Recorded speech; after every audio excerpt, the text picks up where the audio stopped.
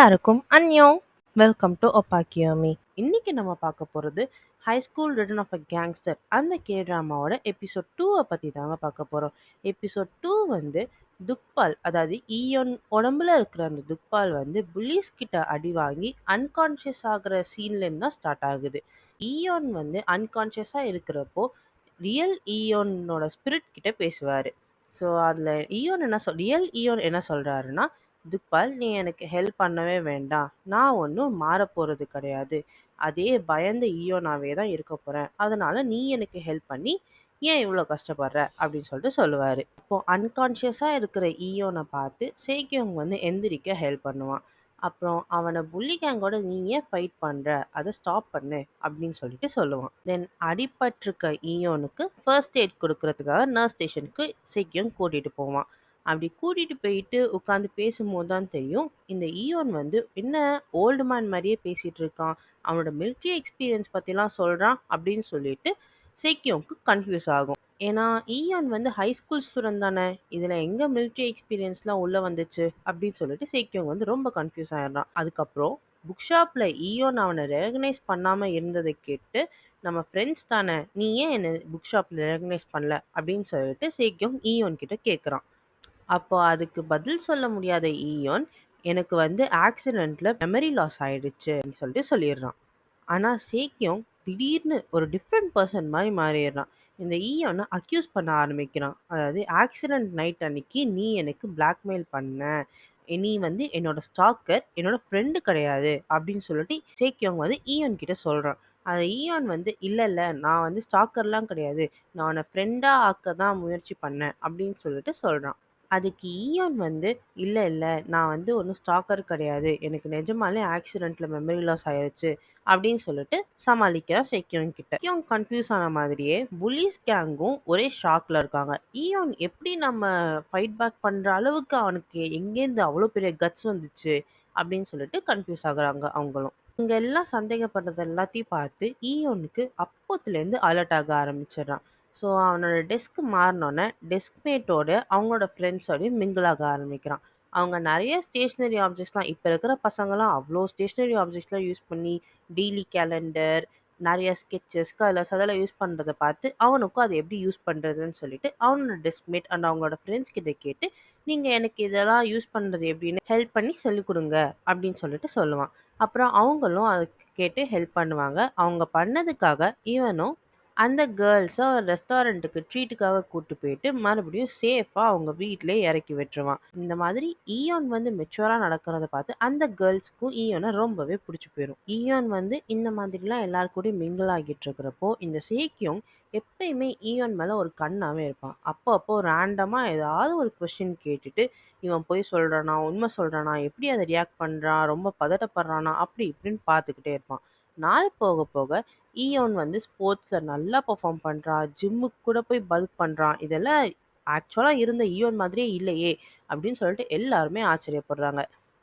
அப்போ அவங்க ஈயானோட அப்பாவோட செக்ரட்டரி இவனை வந்து, நான் வெளியூர் காலேஜுக்கு நான் உன்னை துரத்தி விட்டுருவேன் அப்படின்னு சொல்லிட்டு த்ரெட்டன் பண்ணும்போதெல்லாம், இந்த ஈயான் அவனுக்காக ஸ்ட்ராங்கா எதிர்த்து நிற்கிறான். ஒரு ராத்திரி ஒரு கேங்கோட பாத் ஹவுஸ்க்கு போய் ரிலாக்ஸ் பண்ணுறதுக்காக போகிறான். அங்கே 2 கேங் மெம்பர்ஸ் கூட ஒரு பிரச்சனை நடக்குது. அவனோட ஃபைட்டிங் ஸ்கில்ஸை யூஸ் பண்ணி அந்த கேங்ஸ்டர்ஸை பயமுறுத்திடுறான். நான் தான் துக்பால், நீங்கள் என்கிட்டயே பிரச்சனைக்கு வரீங்களா அப்படின்னு சொல்லிட்டு பயமுறுத்திடுறான். அந்த கேங்ஸ்டர்ஸ் இவனோட ஃபைட்டிங் ஸ்கில்ஸ் எல்லாம் பார்த்துட்டு பயந்துடுறாங்க.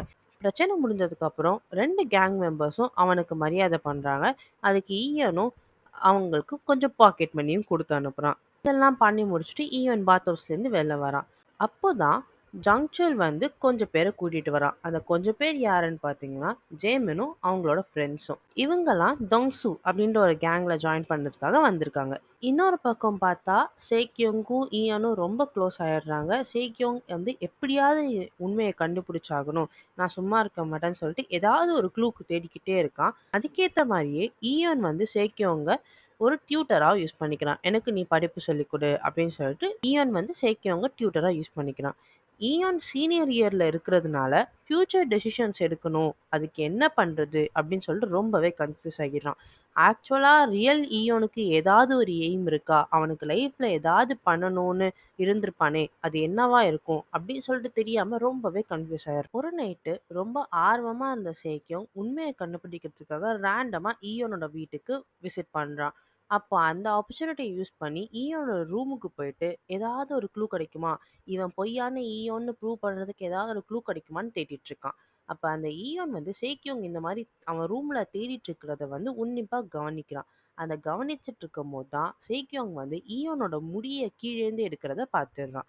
ஈயோனுக்கு சேக்கியோங் மேல ரொம்ப சந்தேகம் வருது. இவன் ஏன் இவ்ளோ ஆழத்துக்கு போணும் உண்மைய கண்டுபிடிக்கிறதுக்கு?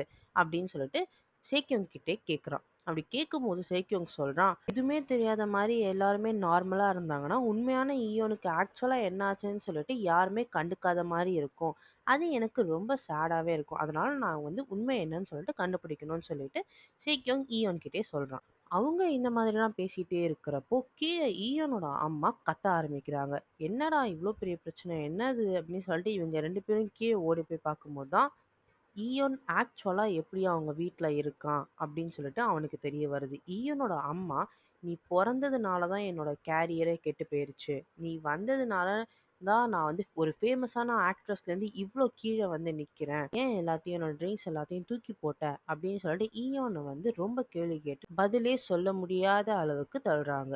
ஈயோன் அவங்க அம்மாவ காம் பண்ணிட்டு, அவங்க அம்மாவ பெட்ல போட்டுட்டு, சேக்கியோங் கூட ஒரு ஃப்ரெஷ் ஏர்க்காக வெளியில ஜாயின் பண்றான். அப்படி நடந்து போயிட்டுருக்கிறப்போ, அவங்க 2 பேரும் ஒரு மியூசிக் லைப்ரரியில கொஞ்சம் சாங்ஸ் ஒண்ணா சேர்ந்து கேட்குறாங்க.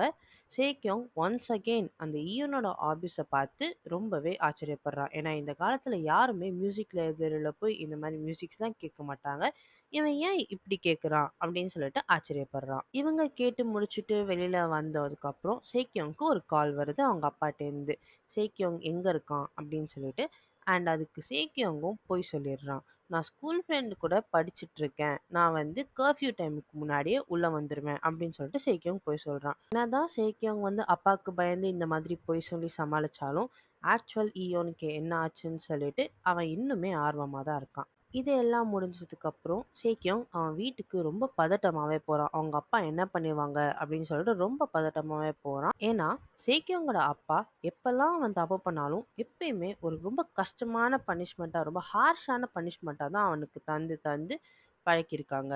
ஸோ அதனால அவனுக்கு வந்து ஒரு சின்ன தப்பு செஞ்சாலே அவனுக்கு என்ன நடக்கும் அப்படின்னு சொல்லிட்டு அதை நினைச்சே அவனுக்கு ரொம்ப ஸ்ட்ரெஸ் ஆயிரும். சேக்கியோங்கும் அவனோட அப்பாவும் பேசிட்டு இருக்கிறப்போ சேக்கியோங்கோட அப்பா சொல்றாரு, நான் உன்னோட ஃபோன்ல ட்ராக்கிங் டிவைஸ் போட்டிருக்கேன். நீ என்கிட்ட பொய் சொல்லாம எங்க இருந்தன்றத சொல்லிடு அப்படின்னு சொல்லிட்டு சொல்லும்போது சேக்கியோங் வந்து உண்மையை சொல்லிடுறான். அவங்க அப்பா வந்து, சரி இதுதான் ஃபர்ஸ்ட் அண்ட் லாஸ்ட் சான்ஸா உனக்கு இருக்கும். இனிமே என்கிட்ட பொய் சொன்னீன்னா நான் சும்மா விட மாட்டேன்னு சொல்லிட்டு சேக்கியோங்க மேல அனுப்பிச்சிடுறாரு. நெக்ஸ்ட் டே மறுபடியும் நார்மலா ஸ்கூல் ஆரம்பிக்குது. ஸ்கூல் ஆரம்பிச்சோன்னே ஈயான் அவனோட வேலையை செவனேன்னு பார்த்துக்கிட்டு இருந்தப்போ தேவனும் அவனோட ஃப்ரெண்ட்ஸும் ஈயான் கிட்ட அவனை எப்படிலாம் புல்லி பண்ணியிருக்காங்க அப்படின்னு சொல்ற அந்த வீடியோவை காமிச்சு அவனை வந்து ப்ரோவோக் பண்றான்.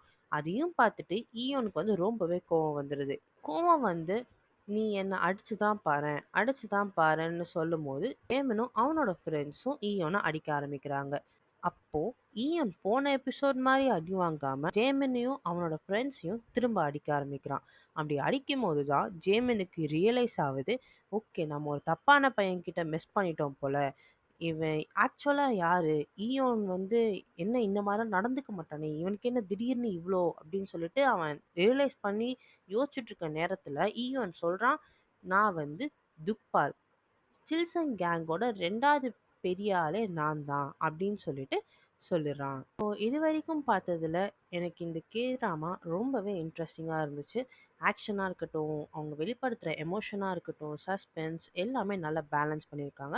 ட்ராமாவோட ரிவ்யூ அண்ட் எக்ஸ்ப்ளனேஷன் உங்களுக்கு பிடிச்சிருந்ததுன்னா, மறக்காம லைக், கமெண்ட் அண்ட் சப்ஸ்கிரைப் பண்ணுங்க. அண்ட் இதே மாரி உங்களுக்கு மத்த ட்ராமாவோட எக்ஸ்ப்ளனேஷனா இருக்கட்டும், ரிவ்யூவா இருக்கட்டும், ரெக்கமெண்டேஷனா இருக்கட்டும், எது வேணும்னாலும் கீழ கமெண்ட் பண்ணுங்க. இது வரைக்கும் ஹேப்பி வாட்சிங்.